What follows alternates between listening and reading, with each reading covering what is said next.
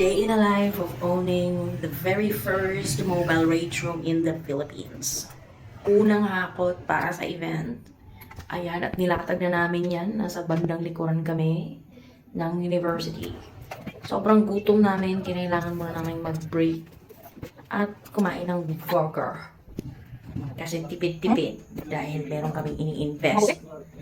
Nilista na lang namin lahat ng mga kailangan at mga lahat ng dapat dalhin at dadalhin.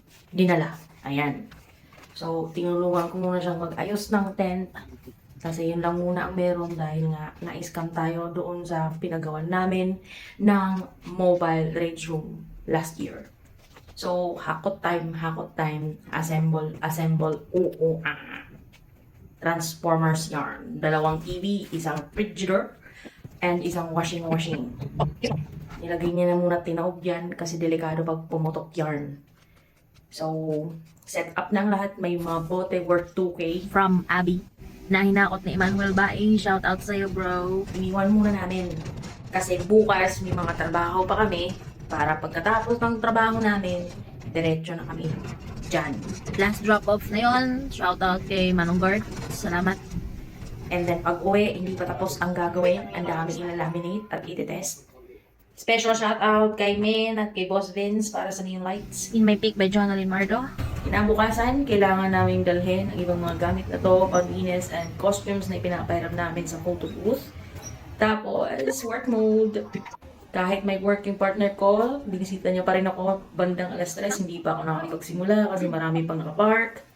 So, ngayon na kami nagpagsimula ng umulan na.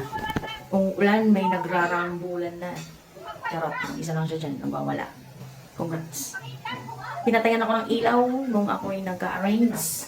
Pero okay lang yan, bumukas naman daw ulit. Kala niya wala ng tao. So, salamat Kuya Guard. Assemble. Itong pinakamahirap na part kapag ikaw ay nagbi-business. Ang baklasan, ang paglilinis. Kahit pagod ka na, go lang ng go. Shout out kay na Joanna at Joe Roche. Yan, kung tama ba. Lagi ako nagkakamali sa pangalan niya. Tinulungan nila ako kanina pero kailangan ko silang pauwiin dahil may mga kanya-kanya silang buhay and officers sila na tumulong sa akin. So maraming salamat. Shout out din kay Paul, John, and Mark at sa lahat ng officers na tumulong sa akin. And buti na lang dumating ang aking mga Reba Peeps, ang aking mga kapwa negosyante. Sina Pao ng Pick and Fold Apparel and Coffee Blame.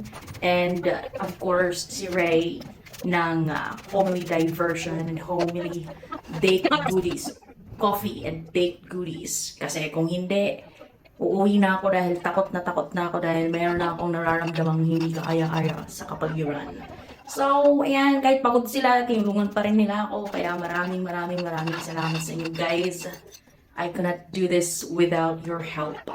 So, naghahanap sila ng sako, kaya ayan. Ginamit namin yung the biggest sako in the world. Yan. Nilagay na namin lahat ng mga dapat i-recycle at mga dangerous organisms. Sineparate lang namin para hindi delegates. Pagkatapos niyan, ng aming liligpit, konting antay na lang at darating na ang ating partner galing sa kanyang work sa Fuyuan. At matutulungan niya na rin kami.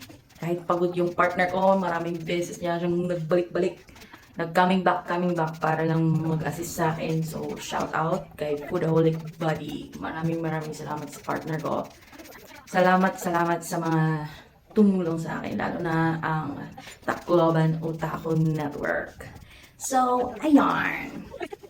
Naglinis-linis na kami. Dapat walang matitirang kahit na anong bubog dyan.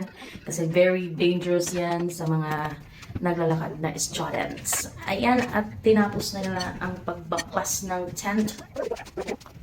Bilib talaga ako pag sinabing support local, ibig sabihin support your kapwa local negosyante, diba? Kapwa small business. So, speaking, ayan, kumain muna kami kasi tonggoods na kami, sobra, ginig na to the max. Balik ulit sa venue at nakalimutan ni Ray ang kanyang kagamitan. So, ransom is 5K. Charot lang. So, last hakot na yan and makakapagpahinga na ulit. Next event naman. Salamat!